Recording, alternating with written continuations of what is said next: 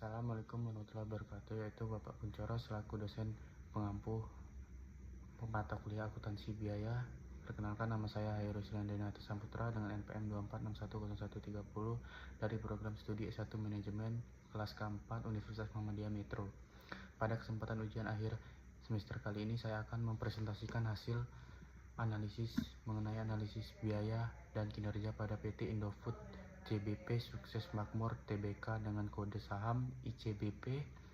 Baiklah, masuk ke profil dan sumber data. Selanjutnya, mengenai perbandingan data keuangan selama 2 tahun terakhir, yaitu tahun 2023 dan 2024, dapat kita lihat pada tabel layar. Pendapatan penjualan meningkat dari rupiah 67,91 triliun pada 2023 menjadi rupiah 72,59 triliun pada 2024. Artinya, terjadi kenaikan sebesar Rp 4,68 triliun atau secara presentasi meningkat sebesar 6,90%. Baik, selanjutnya beban pokok penjualan HPP mengalami kenaikan dari Rp 42,78 triliun menjadi Rp 45,70 triliun, naik sebesar 2,92 triliun atau 6,83%. Laba kotor turut meningkat dari Rp 25,13 triliun menjadi 26,89 triliun atau naik sebesar 7,01%. Laba bersih tahun berjalan mengalami pertumbuhan dari Rp 8,47 triliun menjadi 8,81 triliun. Ada kenaikan sebesar Rp 336,98 miliar atau meningkat sebesar 3,98%. Dapat disimpulkan bahwa pendapatan perusahaan meningkat sebesar 6,90% dan laba bersih perusahaan juga meningkat sebesar 3,98%. Ini mengindikasikan kinerja operasional komersial ICBP sepanjang tahun 2024 bertumbuh secara positif. Baik, selanjutnya berikut mengenali analisis biaya dan laba. Kita menghitung dua rasio kunci untuk mengukur efisiensi operasional. 1. Presentasi beban pokok penjualan HPP persen dihitung dan beban pokok penjualan ditambah pendapatan dikali 100% pada tahun 2023. Presentasi HPP adalah 63,00% dan pada tahun 2024 berhasil ditekan menjadi 62,96%. Artinya, presentasi beban pokok penjualan menurun sebesar 0,4%. 2. Margin laba kotor atau gross profit margin persen dihitung dari atau laba kotor plus pendapatan dikali 100%.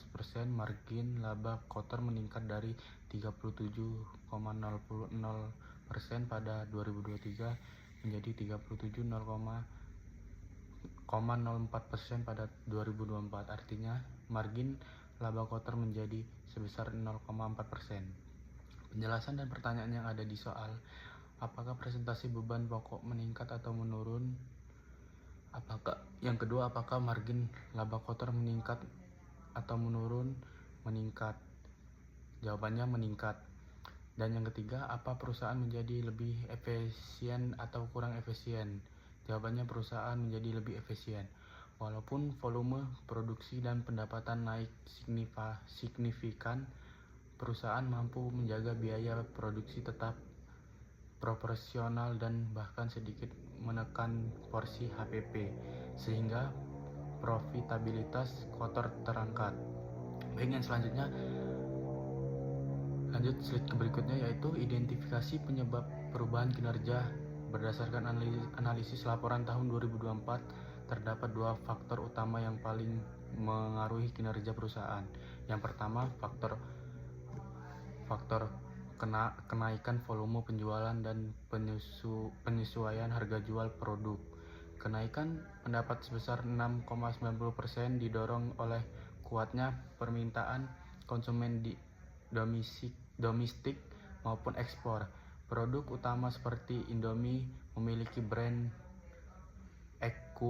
equity yang sangat tinggi, sehingga penyesuaian harga jual tidak mengerus volume penjualan.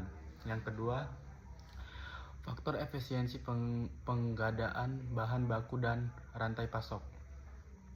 Manajemen mampu mengoptimalkan efisiensi rantai pasok dan strategi pembelian bahan baku atau bahan baku utama atau seperti gandum dan minyak sawit atau CPO. Dampaknya, kenaikan beban pokok penjualan dapat dikendalikan selaras dengan kenaikan pendapatan, menjaga margin laba kotor berada pada level ideal 37,04%. Faktor yang paling mempengaruhi kinerja ICBP adalah efisiensi penggadaan bahan baku. Mengingat ICBP adalah perusahaan manufaktur makanan, fluktuasi harga kondisi sangat sensitif, kebersihan menstabiliskan rasio HPP merupakan kunci utama menjaga profitabilitas perusahaan. Terakhir, mengenai kesimpulan dan rekomendasi manajemen. Jawaban pertanyaan evaluasi. 1. Kondisi keuangan perusahaan membaik ditunjukkan oleh pertumbuhan pendapatan atau plus ditambah 6,90% dan laba bersih ditambah 3,98%. Yang kedua, masalah utama terletak pada fluktuasi harga komoditas impor atau gandum dan CPO, serta adanya risiko selisih kurs akibatnya pinjaman mata uang asing atau falas. Yang ketiga, pengendalian biaya operasional dan produksi perusahaan sudah terkenal sangat baik, atau HPP berhasil ditekan ke 62,96%. Yang keempat, keputusan manajemen melakukan efisiensi struktur keuangan dan proteksi risiko nilai tukar. 2. Rekomendasi strategi manajemen.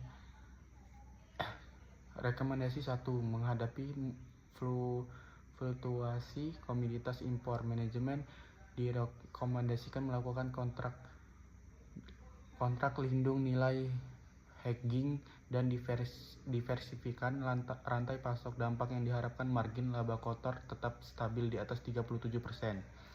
Baik, yang kedua, rekomendasi kedua, menghadapi risiko selisih kurs falas, manajemen sebaiknya mengoptimalkan saldo kas internal perusahaan yang melimpah atau mencapai 25,3 triliun untuk pelunasan yang falas lebih awal. Dampak yang diharapkan mengurangi beban keuangan dan mengamankan pertumbuhan laba bersih. Baik, demikian presentasi dari saya. Saya akhiri. Wassalamualaikum warahmatullahi wabarakatuh.